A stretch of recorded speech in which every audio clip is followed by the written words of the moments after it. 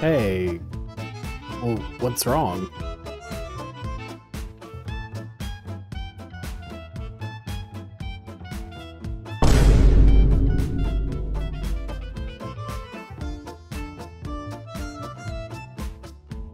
Oh.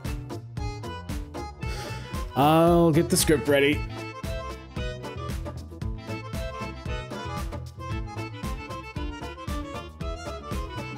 Can it wait for a bit? I'm in the middle of some calibrations.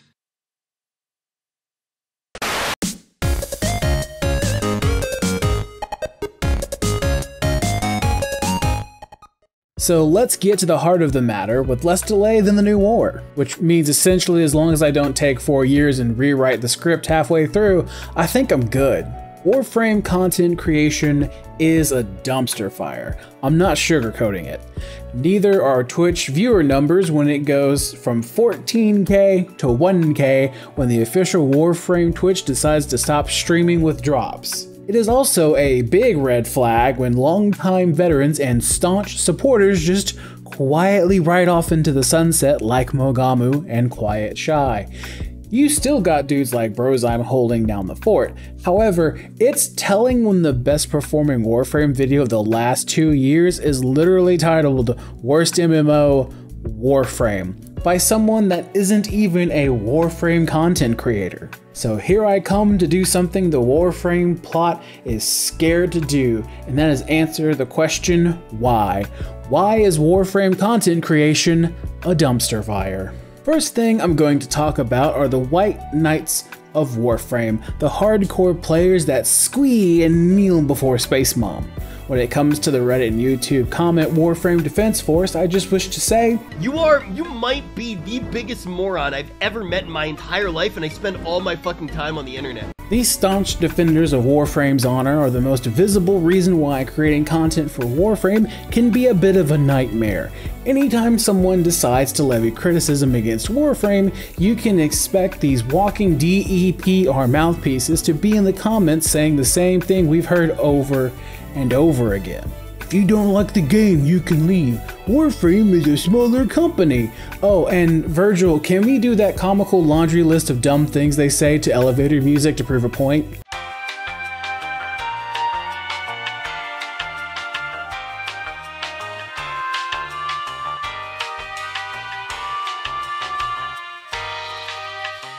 The only people more delusional about this are Anthem players that thought Anthem was going to get a reboot.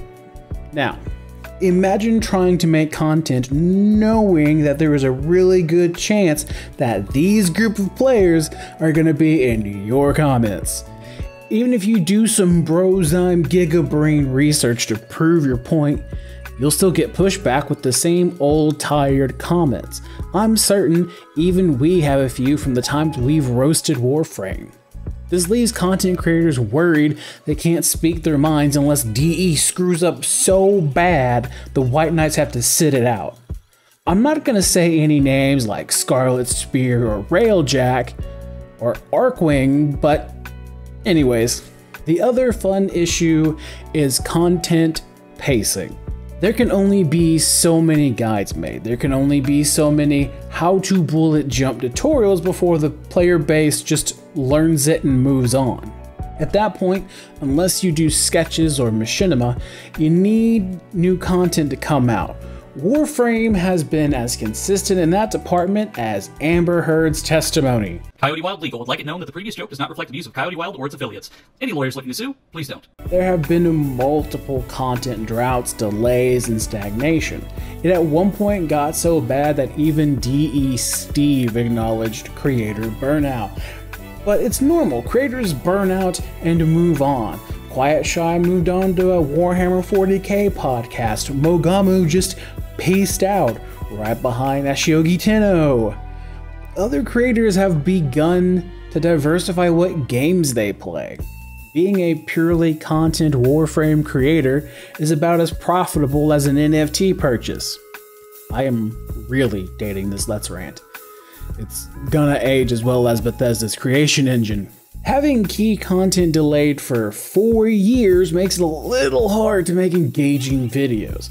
Ranting about busted updates is all fun and good, however, it gets old.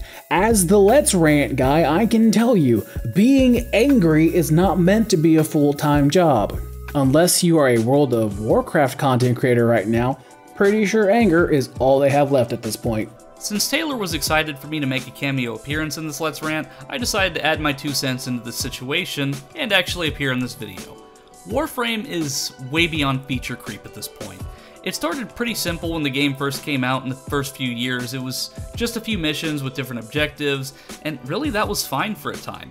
I really thought the concept of Warframe having different frames do different things was really cool and interesting because you could use them for different situations, like Ivara for spy missions, Frost for defense, Excalibur for extermination missions. It was cool, and the concept was really interesting. Don't get me wrong, I understand that games need to innovate and add new and interesting features to stay relevant in this day and age, but seriously, DE, stop.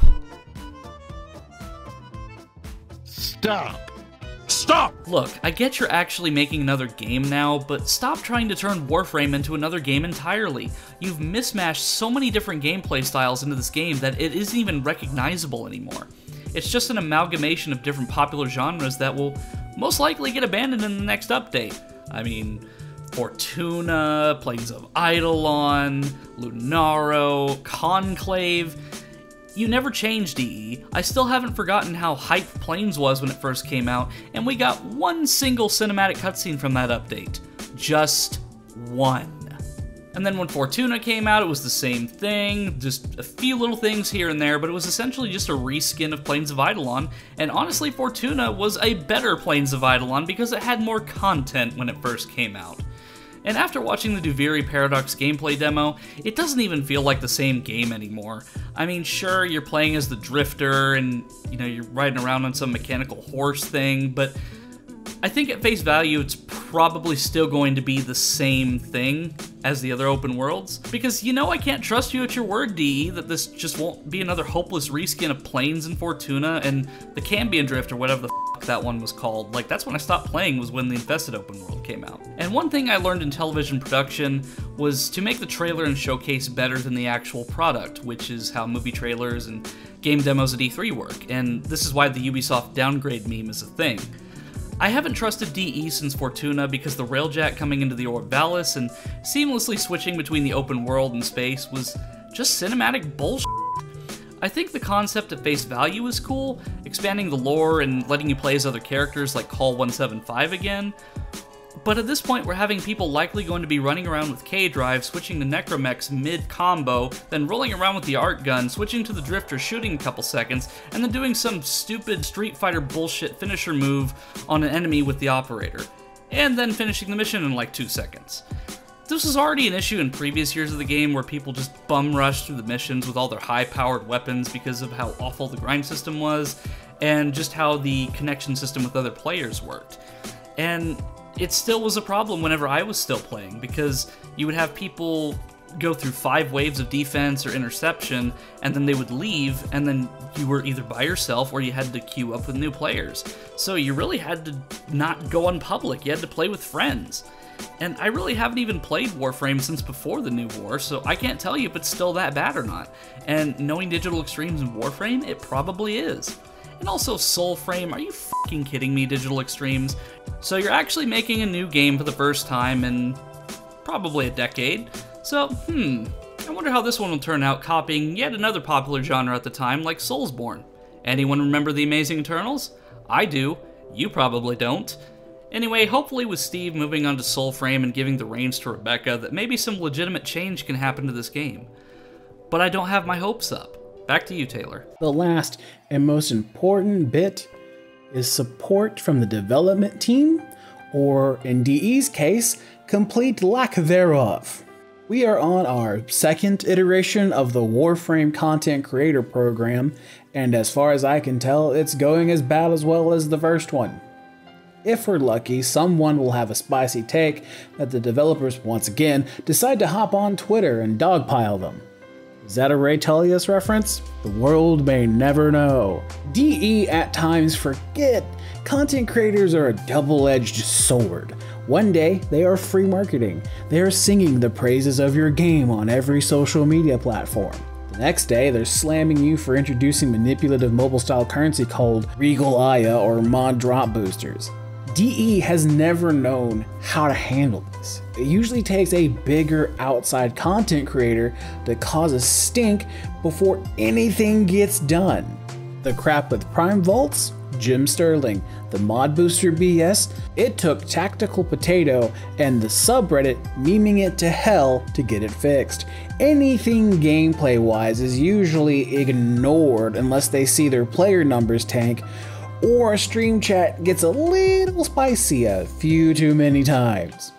If you want a case in point, Ray Tullius. This man holds the record for getting an entire dev stream to light up his mentions and get a Warframe apology in his comment section from the same incident. My personal favorite anecdote is that there's a streamer I like called Etane. You should check her out, very lovely degen. She got her Warframe partnership program late 2019. 6 months later, DE got rid of the program. Didn't try to fix it, didn't try to remove old and inactive partners, just went nah and threw it out. The new program? It's pretty much the same thing. As a content creator, that's pretty frustrating.